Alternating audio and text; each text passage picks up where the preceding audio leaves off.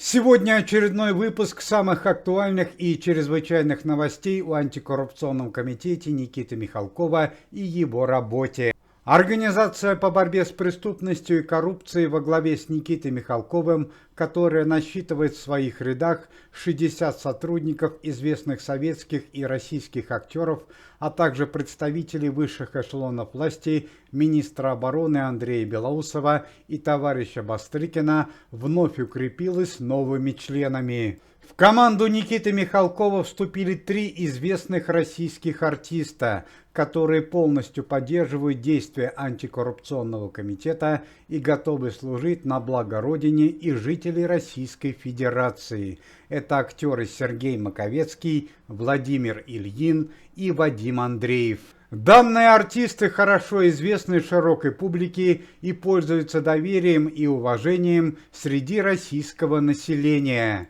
Антикоррупционный комитет во главе с Никитой Михалковым продолжает масштабные действия по улучшению уровня жизни пенсионеров Российской Федерации.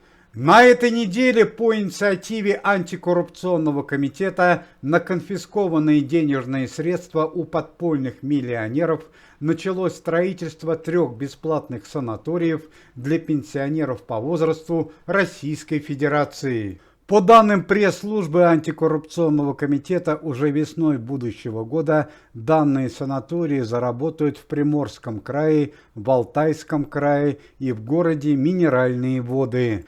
Эти санатории будут полностью бесплатны для пенсионеров по возрасту. Любой человек почтенного возраста 2 раза в год сможет бесплатно отдохнуть в данном санатории и поправить свое здоровье. На этой неделе в городе Новороссийске был открыт бесплатный плавательный бассейн, бесплатный фитнес-зал и спа-салон для работающих пенсионеров и пенсионеров по возрасту. Бесплатное посещение бассейна предусмотрено для данной категории людей с 9 утра до 18 часов вечера каждый день. Известный пародист Максим Александрович Галкин в очередной раз попытался обжаловать в суде статус инагента, однако получил категорический отказ.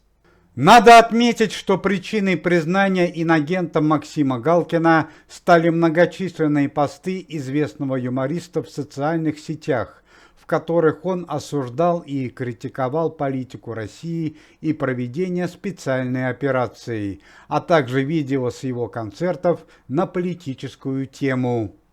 Известная актриса Адриана Курилец была приговорена к 5 годам колонии за призывы к насилию над российскими жителями.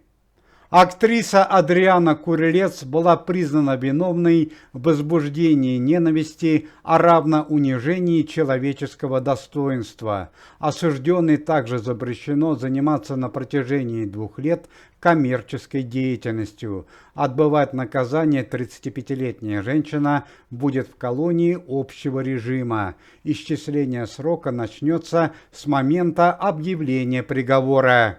Пресс-служба антикоррупционного комитета сообщает трагическую новость о тяжелом ранении сотрудника организации и известного российского и советского актера Бориса Галкина. Чрезвычайное событие произошло 2 дня назад в городе Челябинске при открытии 2-го филиала антикоррупционного комитета в данном населенном пункте.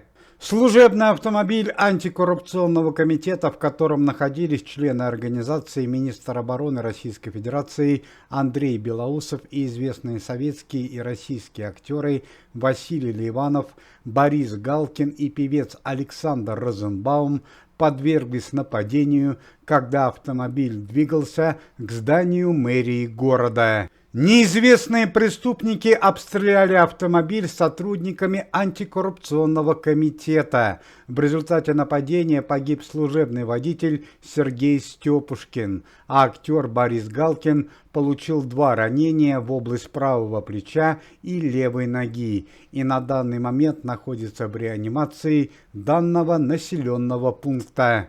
Помимо этого, легкое ранение получил актер Василий Ливанов.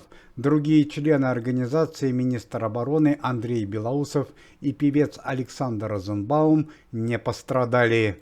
Машина сопровождения антикоррупционного комитета, в котором находились охранники, двинулись за преступниками. Двое из нападавших были задержаны. По факту нападения на членов антикоррупционного комитета в Челябинской области возбуждено уголовное дело. Известную российскую актрису и ведущую программы «Жди меня» Алену Бабенко лишили водительских прав за вождение в нетрезвом виде. Алена Бабенко была в нетрезвом состоянии, но отказалась проходить медицинское освидетельствование. В итоге состоялся суд, в ходе которого ей избрали меру пресечения. Актриса Алена Бабенко выплатит штраф в размере 300 тысяч рублей. Также известная актриса будет лишена права водить транспортное средство на протяжении 1,5 лет. Большая трагедия произошла в рядах антикоррупционного комитета. Сегодня утром в Москве в аэропорту Шереметьево трагически погибли 2 сотрудника организации. Это российский и советский актер Василий Скромный, хорошо известный широкому зрителю по роли Макара Гусева в фильме «Приключения электроника», а также младший брат артиста Владимира Винокура Сергей Винокур. По данным центральной прессы и следствия, Василий Скромный и Сергей Винокур стали жертвами отравления. Стало известно, что члены антикоррупционного комитета Василий Скромный и Сергей Винокур собирались вылететь в служебную командировку в город Владивосток для открытия нового филиала антикоррупционного комитета. Однако примерно за полчаса в аэропорту Шереметьево произошло трагическое событие. Скрытые видеокамеры, установленные в аэропорту Шереметьево, зафиксировали, что Василий Скромный и Сергей Винокур находились в кафе за одним столиком с неизвестными людьми, которые после происшествия быстро покинули аэропорт. Употребив такие напитки, как чай и кофе, Василий Скромный и Сергей Винокур временно остались на своих местах, а через несколько минут после происшествия без сознания упали на пол. К сожалению, через несколько минут прибывший к месту происшествия медицинский персонал зафиксировал летальный исход.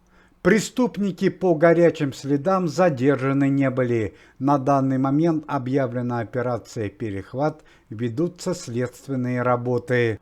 Пресс-служба антикоррупционного комитета сообщает трагическую новость из мира шоу-бизнеса. На днях ушла из жизни солистка музыкальной группы «Бурановские бабушки» Екатерина Шкляева. О трагическом событии сообщил глава Удмуртии Александр Бричалов. На момент смерти Екатерине Шкляевой было 86 лет. Музыкальный коллектив «Бурановские бабушки» хорошо известен тем фактом, что в 2012 году выступал на музыкальном конкурсе «Евровидение». К сожалению, заканчиваются спасательные работы по поиску пропавшего вертолета медслужбы в Алтайском крае, на борту которого находились известные артисты, члены антикоррупционного комитета, врачи и члены экипажа, которые перевозили в медицинский санаторий тяжело больного Дэни Байсарова. Напомним, что на борту самолета были такие известные артисты, члены организации, как Руслан Байсаров, актриса Ирина Муравьева, Юрий Назаров и певец Михаил Муромов.